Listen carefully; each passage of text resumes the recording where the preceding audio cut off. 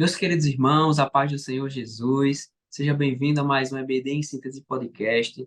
É com um grande prazer e com enorme alegria que nós recebemos você aqui para nós falarmos um pouco mais da palavra do Senhor, para tratarmos dessa lição de número 5, que é uma lição tão importante, uma lição que vai, com certeza, nos trazer um grande ensinamento. Mas antes, eu quero saudar a irmã dele com a paz do Senhor. Seja bem-vinda, minha irmã. A paz do Senhor, querido, obrigado por mais uma participação, né, como essa, por essa grande oportunidade que nós temos de transmitir a palavra do Senhor aos nossos professores e agora com essas dicas pedagógicas, né, fantásticas, que acabam ajudando muito na administração do conteúdo em sala de aula. Quero saudar também a cada professor, professora que está nos assistindo, né? Mas essa oportunidade, que Deus abençoe muito a sua aula, que seja uma bênção, em nome de Jesus. Estamos aqui para ajudar. Amém, graças a Deus. Já é com grande alegria que eu quero aqui introduzir a nossa lição. Nós vamos tratar hoje da lição número 5, que tem por título Deus Pai, Filho e Espírito Santo. A Bíblia diz, traz o texto lá de Mateus, capítulo 28, versículo 19, que diz o seguinte: Portanto, vão a todos os povos do mundo e façam com que sejam meus seguidores, batizando-os esses seguidores em nome do Pai, do Filho e do Espírito Santo. A nossa lição, ela nos traz, como de praxe, como de costume, três objetivos que eu sugiro você, professor, professora, tentar nortear a sua aula dentro desses objetivos que a lição nos apresenta. E quais são esses objetivos? O primeiro é ressaltar quem é a pessoa do Pai, o Criador. O segundo, explicar que Jesus é o Filho de Deus. E em terceiro, esclarecer sobre a personalidade e a divindade do Espírito Santo. Então, baseado nisso, mediante essa temática tão importante, eu já quero ouvir a nossa irmã Eleide com a sua sugestão, com a sua proposta para enriquecimento das nossas aulas. Bem, pensando, né, no tema da lição, que é Deus Pai, Filho e Espírito Santo, nós vamos sugerir aqui uma atividade dinâmica, né? No caso, não seria uma atividade para que fosse executada com os alunos na sala de aula, mas apenas uma demonstração, né, para que os alunos consigam entender essa conexão, né, entre esses elementos, Pai, Filho e Espírito Santo, né, sendo três, são apenas um, né, sendo três, eles são apenas um. Assim como nós somos corpo, espírito e alma, né, o Senhor, ele é Pai, Criador, ele é Deus Pai, o Criador, Deus Filho, né, Jesus, e o Deus Espírito Santo. Então, tendo em vista que o primeiro saber escolar que o aluno precisa fixar, que é Deus, o primeiro saber escolar é Deus Pai, é o Deus Criador de todas as coisas. O segundo saber escolar é Jesus, é o Filho de Deus, comumente conhecido como a segunda pessoa da Trindade, e o saber número 6, que é o Espírito Santo, é comumente chamado de terceira pessoa da Trindade, né? Nós vamos alcançar esses três pontos da lição com essa dinâmica, né? O objetivo é esse. Então, o que é que nós vamos precisar para fazer essa dinâmica? Uma porção de açúcar, uma porção de sal, aqui eu fiz na proporção do soro caseiro, uma colher de sopa e uma colher de chá. E logo mais eu vou explicar por quê. E 200 ml de água. Então, na hora que você professor, for começar, né, a transmitir a lição, você pode fazer a administração do processo inicial da lição, né, a introdução da lição, com essa dinâmica, né, que é muito simples de ser feita. E cada elemento desse, irmão Mateus, ele tem um significado, né? O sal, ele representa para nós a vida. Por quê? Porque o Senhor, ele é o nosso criador, né? Pensando nas características potenciais do sal, né, que principalmente o sódio, que é um elemento bem importante, uma, um elemento mesmo, né, dá material que é bem importante para o nosso corpo, porque ele nos ajuda a produzir vários hormônios, ele ajuda na manutenção muscular, ele ajuda na absorção de algumas de muitas, né, da maioria das vitaminas. Por isso que o nosso alimento precisa ter sal, mas precisa, acima de tudo, ter sal em equilíbrio, né? Então, o sal, ele representa a vida, a criação, a vida e o equilíbrio em nós. O açúcar, por ser um carboidrato, né? E aí a gente pode, inclusive, irmão Mateus, fazer algumas referências, né?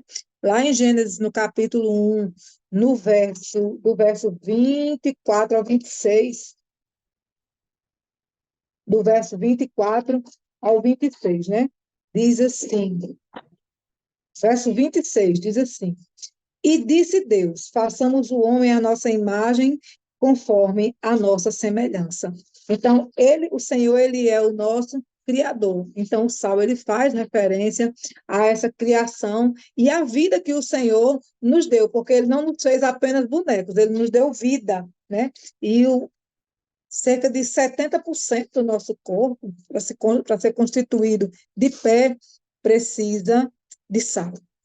O açúcar, né, por ele ser um carboidrato extremamente importante para o nosso corpo também, é um carboidrato, apesar de hoje em dia ele ser considerado maléfico, né, mas o açúcar ele faz essa representação da energia, da força, né, da alegria, por quê?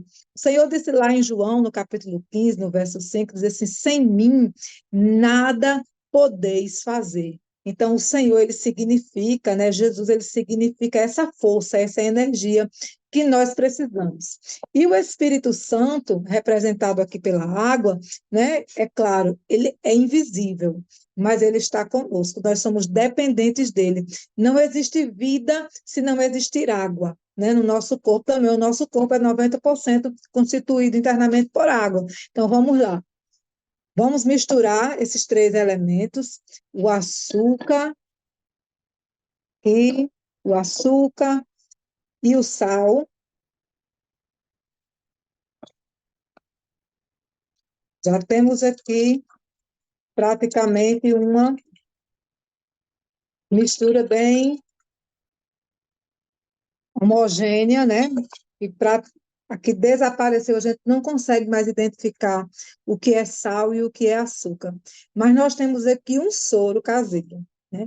Esse soro caseiro, ele, quando você faz a ingestão desse soro, ele ele tem a função, o soro caseiro, ele tem a função de estabelecer equilíbrio no nosso corpo, porque ele é constituído de sais, né? Assim como o Espírito Santo, Jesus é a pessoa do Pai, o Criador, né? O Deus, o nosso Criador, é apenas nele em que nós conseguimos encontrar esse equilíbrio, né? Ele mantém o Senhor, Deus Pai, Deus Filho e Deus Espírito Santo em nós. Nós tendo esse alcance dessa trindade, nós conseguimos estabelecer equilíbrio em nós, equilibrar as nossas emoções, no nosso espírito, os nossos pensamentos, somos purificados por Ele, apesar de que aqui é apenas um, agora nós temos um copo, apenas com água. Aparece? Você consegue identificar? Não conseguimos identificar o que é sal e nem o que é açúcar, mas eles estão aqui, juntos, unidos, para nos fornecer o equilíbrio que nós precisamos para viver em Cristo. Então, não há, né, uma vida equilibrada, uma vida fortalecida, uma vida realmente cheia de vida, né? Uma vida saudável, se não houver, se nós não tivermos contato, se não bebermos dessa água diariamente, como está escrito lá em João, no capítulo 4, quando o Senhor fala com aquela mulher samaritana e ele diz a ela: se você beber da água que eu tenho, você nunca mais terá sede. Pelo contrário, né? Vai se formar em você uma fonte que jorrará para a vida eterna. Mas dessa fonte a gente só bebe uma vez? Não. Nós precisamos beber dessa fonte todos os dias. Amém? Amém, graças a Deus proposta abençoada, maravilhosa. Eu tenho certeza que será um instrumento de enriquecimento para a aula do professor, da professora que aderir, que colocá-la em prática. Mas eu também quero aqui trazer a minha contribuição e quero trazer uma contribuição com um cunho mais reflexivo, com uma proposta é, mais externa. E como é que seria essa proposta? Primeiro, nós sabemos, meus queridos, que nos dias atuais a relativização ela cresce e em todas as áreas ela está presente. Existem muitos movimentos, muitos movimentos heréticos que tentam relativizar a divindade do nosso Espírito Santo, a divindade de Jesus, que tentam colocar dentro da Trindade um nível de hierarquia entre que o Pai é maior que o Filho e o Filho é maior que o Espírito. Nós sabemos que isso é uma grande mentira. Dentro da Trindade não há hierarquia. O Pai é Deus, o Filho é Deus e o Espírito Santo é Deus. Então, eu queria propor a você, professor e professora, que após essa bela dinâmica que a irmã Leide nos apresentou, você trouxesse um momento de reflexão, apresentasse aos seus alunos textos, por exemplo, o texto de 1 João, capítulo 5, versículo 7, Mateus, capítulo 3, versículo 16 e 17, para corroborar, para que quando os nossos alunos estiverem no dia a dia, na escola, do lado de fora da igreja, de forma simbólica, eles venham a carregar essa ideia, carregar esse ensino de que o Espírito Santo é Deus, assim como o Pai é Deus, que o Filho é Deus, assim como o Pai é Deus, e trazendo esse conceito vivo, esse conceito claro na mente dos nossos alunos, ideias mentirosas, conceitos errados não serão propagados. Existem movimentos que tentam trazer essa diminuição, trazer essa relativização.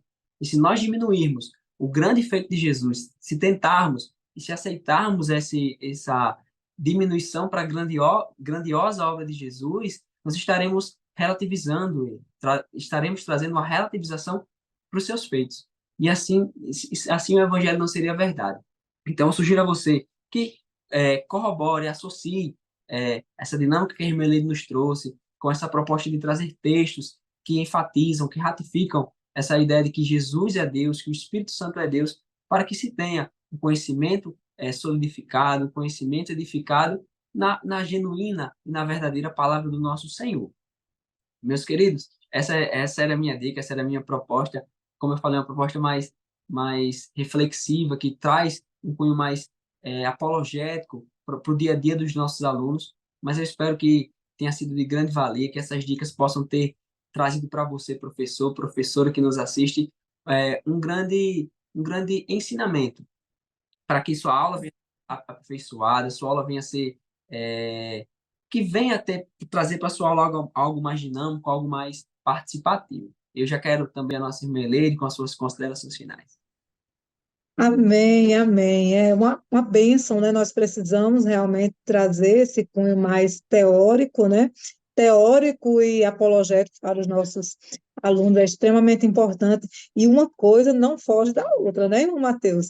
Pelo Isso, contrário, uma coisa se completa. complementa a Isso. outra.